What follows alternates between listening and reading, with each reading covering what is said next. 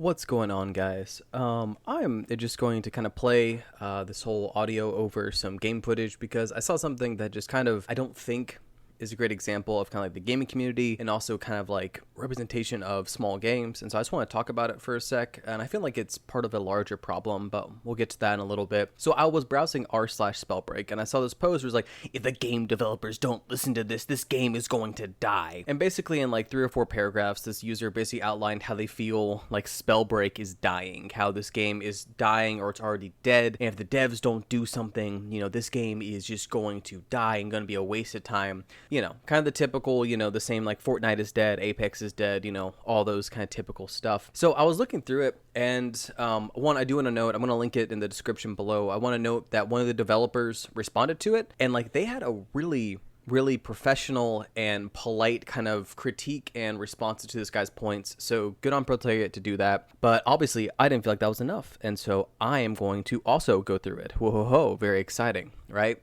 So the first thing this guy goes through is his first paragraph is that the game is dying, it's full of bots, and that the game feels like alpha. So kind of to those 3 kind of mini points, the game is dying. He mostly points to like, oh, when the game like first released in beta, there are more people playing it. Duh, obviously. Like that's like a big release. Of course, more people are going to play it.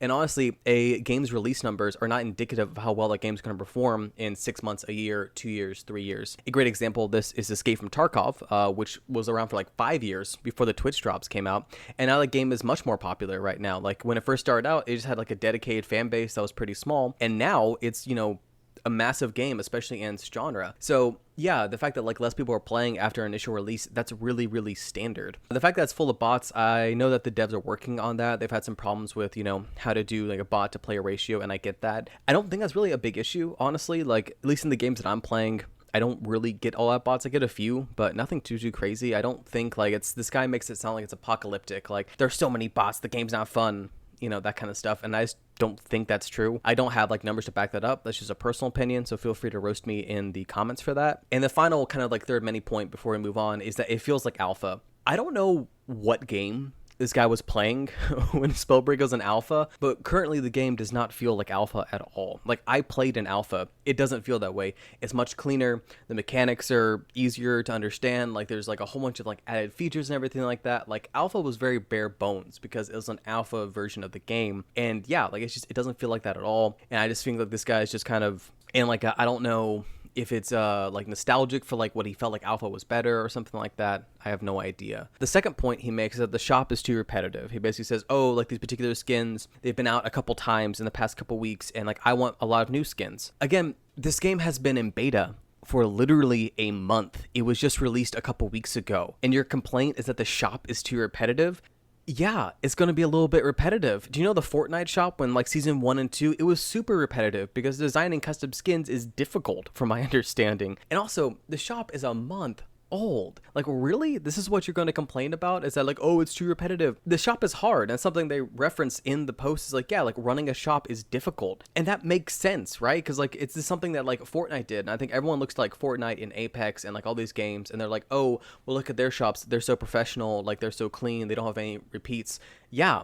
Because it's freaking Fortnite. It's Epic Games, which is like billions of dollars off of Fortnite. So yeah, they can have a much more, expansive shop. And recently they're being accused of the same thing. Like all these skins are lazy, they're repetitive, whatever. It's just like such a dumb point to like look at Fortnite and be like, oh, well, Spellbreak isn't Fortnite, therefore Spellbreak is dying. It's like a bad point, specifically in the shop, but also in other ways. We'll touch on this later, but yeah, just it's ridiculous. It's been a month. Give the guys a break. Come on, it's not difficult. The final criticism he makes is like, oh, when the devs stream, they don't answer questions about bugs, which is very specific, and I don't really get that. One, the fact that the devs stream the game at all, I personally think is really cool. I don't see really the developers for a lot of bigger games ever stream the game, right? They have a whole bunch of streamers who play it, but they don't actually play it. You don't get to like chat with a dev and be like, hey, like I really enjoyed your game, or I don't like this or whatever. So I think that's a really cool thing. And yeah, they can't fix bugs like on stream. That's a point that the developer makes is like, yeah, like we can't just fix stuff like that. Like that takes a lot of time and like coding is hard and whatever. So it's just kind of like going through it. I think it's just really unrealistic. A couple thoughts that I've had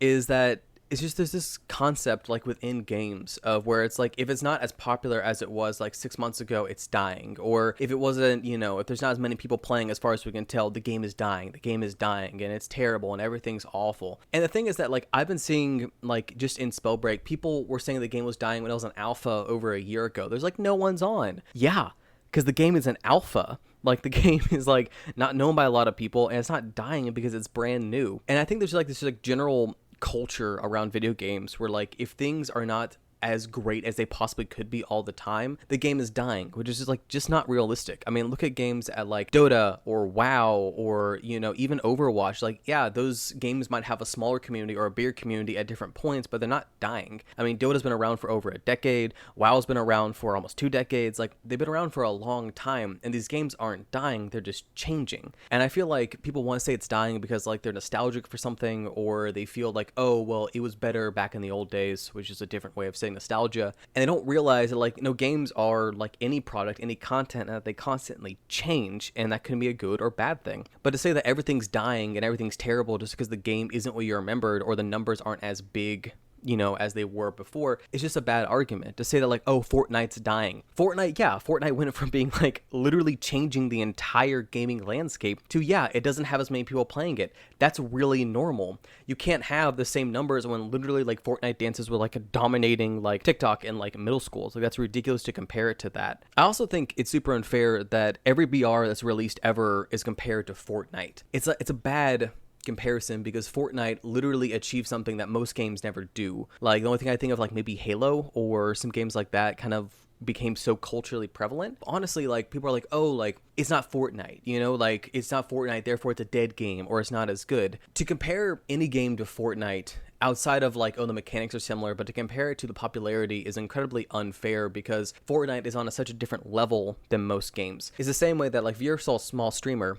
and you compare yourself to Ninja and be like, oh, Ninja does this, so I should also do that. That doesn't make a lot of sense because Ninja has such a big platform that he can do a lot of things that most other streamers can't. In the same way, Fortnite can do a whole bunch of stuff because they have a massive platform. Going back to the shop point, like, yeah, like they have a more diverse shop because it's freaking Fortnite. Like they made billions off it. It's just not a fair comparison. And I think what people miss throughout all of this is that game development is really, really difficult. I have several friends in the game development industry. Some of them are still there. Some of them have left because it's so stressful. But like honestly, like making games is not easy, and it's easy to sit back as a consumer and be like, oh wow, like this game is bad, I don't like it. And there's a difference between like constructive criticism of wanting to make something better and just not liking something because you don't like it or you feel like it could have been better or whatever, and being really negative about it. And that's honestly where I respect the devs so much for how they respond to this, is that they basically say like, hey, like here's a respectful, polite, but like factual approach to what you're saying, which is awesome because I'm sure for them it's incredibly frustrating to have someone who doesn't understand this process at all be so critical and so angry about something that you put years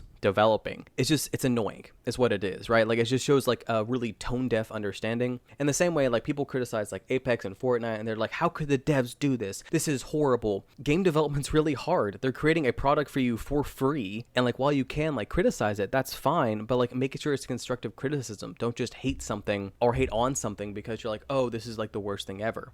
Honestly, that's my thoughts on it. I feel like people don't give enough credit to developers. I feel like they don't give enough credit to how difficult this is. And also, this game is new. Like it really is. Like beta is like a month, maybe a month and a half old. So yeah, there's going to be issues with it, but that's not a reason to be like, oh wow, like this is the worst thing ever because it's not immediately like Fortnite, Apex, all these bigger companies. Now, I must say that overall, most users on the platform are actually really positive. And that's something that's been really great to see, is that the vast majority of the backlash on this guy's post has been, hey man, like kind of the same points I'm making. And a lot of them show a lot of support for Proletariat. And I think that's awesome. I really do. I think that's a great way, and that the community has been very, very positive through this.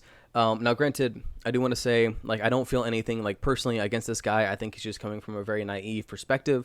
So, I mean, don't send him any hate or anything like that. He doesn't deserve it. Also, I'm pretty sure he deleted his post after there's kind of, like, a lot of backlash to it. Yeah, they're just my thoughts. The whole idea that, like, games are dying, I think is just a very narrow-minded one that doesn't take into account of reality, and it's a very consumerist culture of like everything has to be perfect all the time or else it's not worth our time. Anyways, this was kind of a long video that's probably not going to be very well edited, but I just felt like it was important to talk about. These are my thoughts on it, if those thoughts matter at all. But if you guys enjoy this kind of content, leave a comment, leave a like, say, hey, like I enjoyed this, I want to hear more thoughts on this kind of stuff. Or if you guys want more Spellbreak content, I stream every Wednesday, Saturday, Sunday. You can follow me at Evoke on PC on Twitch. Link will be in the description. And overall, I hope that you guys have a wonderful day. And also remember, don't trust the banks.